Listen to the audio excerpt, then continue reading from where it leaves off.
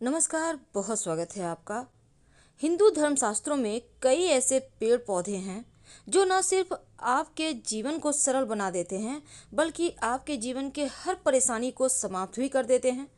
तो आज हम बात कर रहे हैं सफ़ेद आक, जिसको हम मदार कहते हैं। आपके आसपास ये पेड़ मिल जाएगा। तो ये जो पेड़ है, इसके पत्ते, इसके पुष्प, इसके जड़, हर एक की एक तांत्रिक प्रयोग होता है। टोटके किए जाते हैं जीवन की परेशानियों से मुक्ति पाने के लिए, धन आने के लिए। वैसे तो कई बार लोग कहते हैं आक का पौधा विषैला है। हालांकि यदि आक का सेवन उचित मात्रा में किया जाए तो फिर जटिल से जटिल बीमारियां भी दूर होती है, लेकिन ये किसी वैद्य की शरण में रहकर ही करें। वैसे अपने मन से कोई भी काम ना करें। लेकिन आज जो हम उपाय बताएंगे, टोटके बताएंगे, उसको आप कर सकते हैं, कहीं उससे कोई हानि नहीं होगी।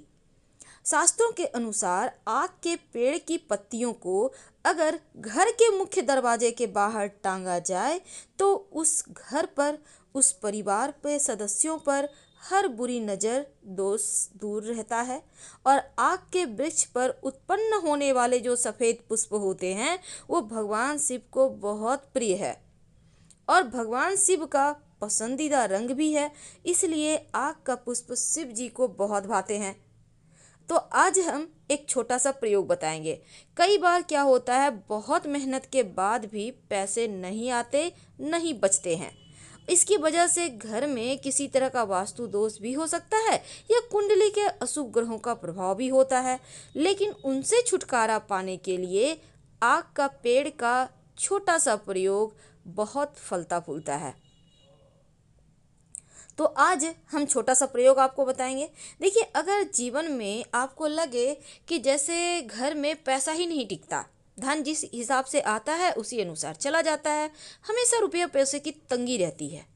अब इस तंगी से बचने के लिए क्या करेंगे? अपने घर के मुख्य दरवाजे पर आक के पेड़ की जड़, याद रखिए आक के पेड़ की जड़। लेकिन कैसे लाएंगे? देखिए, किसी भी आप शनिवार, रविवार, मंगलवार के दिन ला सकते हैं, लेकिन एक दिन पहले निमंत्रण दीजिएगा। कैसे देंगे? सबसे पहली बात तो आप एक सुपारी, एक लोटा जल, एक सिक्का लेकर जाइएगा। पेड़ के पास जल डाल दें जहाँ पर से आपको जड़ निकालना है। एक बात हमेशा ही याद रखिए, पूरा पेड़ मत उखाड़िएगा, थोड़ा सा जड़ लेके आना है। और सिक्का और सुपारी रख दें। फिर आप उनसे कहें कि हम आपको कल लेने आएंगे। इसके बाद अगले दिन सुबह जाइए, थोड़ा सा जड़ निकाल कर ले आइए, उनको प्रणाम कीजिए। तो जब आक का पेड़ का जड़ आप ले आएं, तब नीले कपड़े यानी ब्लू कपड़ा में लपेट कर अपने घर के मुख्य दरवाजे पर टांग दें, लटका दें। ऐसा आप चाहे तो नीला धागा भी इस जड़ के ऊपर से बांध के लटका सकते हैं। नकारात्मक शक्तियां घर में प्रवेश नहीं करती, घर में सुख समृद्धि दिन दूनी रात चौगुनी बढ़ती चली जाती है। कई बार क्या होता है कि आपके घर में जैसे होती है माँ, बेटियां हैं, बहू हैं, बहुत दिन से शादी को हो गया है, संतान नहीं हो रहा है। तब ऐसे में रवि पुष्य नक्षत्र या गुरु पुष्य नक्षत्र के दिन आक के पेड़ का जड़ आप ले आइए और लाल, पहले तो जड़ लाकर आप शिव जी के मंदिर में जाइए, शिवलिंग पर एक लोटा जल अर्पित करें और इस जड़ को धो लीजिएगा पहले। इसके बाद शिवलिंग के ऊपर से 21 बार वार लें, सीधा वारना है, उल्टा नहीं।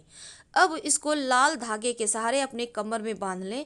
शिव जी के आशीर्वाद से 3 महीने में ही खुशखबरी मिलेगी। तो एक छोटा सा प्रयोग है, इसको जरूर करें। अब हम बात करते हैं धन की। कई बार क्या होता है ना, आपकी बरकत रुक जाती है, सारे काम बिगड़ने लगते हैं। तब एक छोटा सा काम करें, आक के पेड़ की जड़ थोड़ा सा ले आइए। अब लाकर गणेश जी के सामने रखें, धोकर रखिएगा। अब पूजा के बाद इस जड़ को अपनी तिजोरी में रख दें। जो भी धन की बाधाएं हैं ना, वो समाप्त हो जाएगी।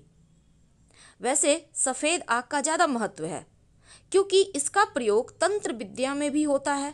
इसमें जो पुष्प होते हैं ना, अब देखिए जड़ से निकलने वाले जो दूध होते हैं वो भी बहुत सारे जीवन के परेशानियों को दूर करने वाले होते हैं। अगर शुभ मुहूर्त में, जैसा हमने कहा कि मंगलवार, शनिवार के दिन ये प्रयोग करें तो ज़्यादा अच्छा है।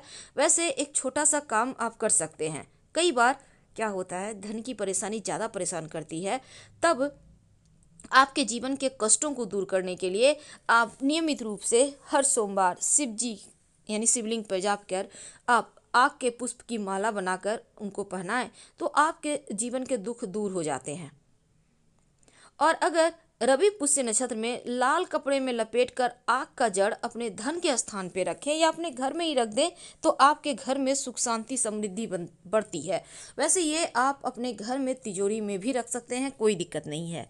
कई बार क्या होता है ना, शत्रु विरोधी बहुत परेशान करते हैं, आप तंग आ जाते हैं, लेकिन क्या करेंगे। कई बार अपने शत्रु होते हैं, पड़ोसी शत्रु होते हैं, आप परेशान हैं, आप चाहते हैं कि शत्रु परेशान करना छोड़ दे या आपको छोड़कर ही कहीं चला जाए, तो क्या करेंगे।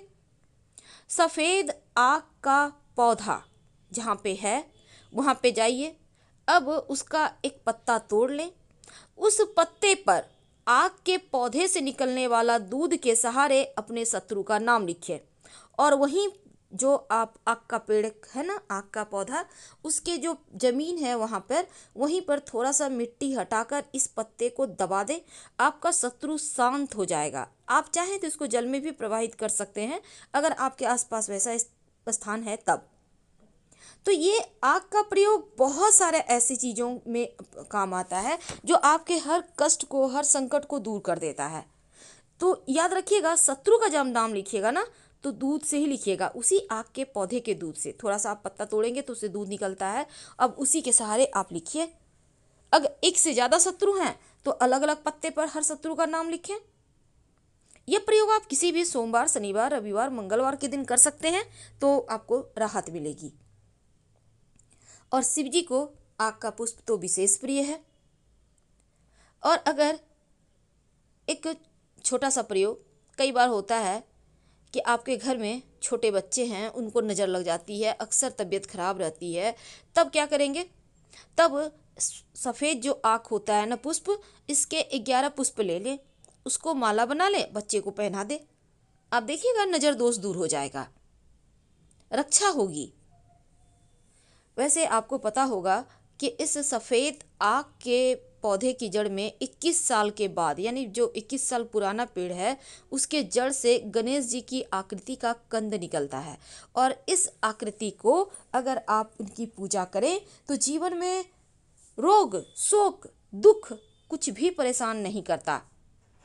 वैसे तो आप जो सफ़ेद आक है ना, अगर सफ़ेद आग का जड़ अपने घर के मुख्य दरवाजे पर टांगते हैं या फिर आपको लगता है आपके घर में कोई व्यक्ति है जिसको किसी ने कुछ कर दिया है, कई बार ऐसा हो जाता है, तब सफ़ेद आग का जड़ लाकर उस व्यक्ति को जो पीड़ित है उनके गले में पहना दें काले धागे के सहारे। वैसे सफ़ेद धागा भी चलेगा, दोनों में आपको जो इच्छा हो। देखिएगा, जो भी किसी ने किया होगा वो वापस उसी के पास चला जाएगा। लेकिन क्या आपको पता है, इस आकड़े के पौधे का जो जड़ होता है, अगर आप इसको लाकर अपने पॉकेट में, पर्स में या अपने धन स्थान पे रखते हैं तो किसी का किया कराया आप पर असर नहीं करता।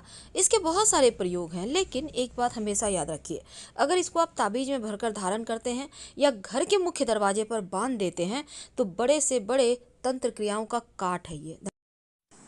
तो फिलहाल हम आपसे विदा लेते हैं। जानकारी अच्छी लगे तो लाइक कर सब्सक्राइब जरूर कीजिएगा और कमेंट में हर हर महादेव लिखिएगा। वैसे हम फिर मिलेंगे।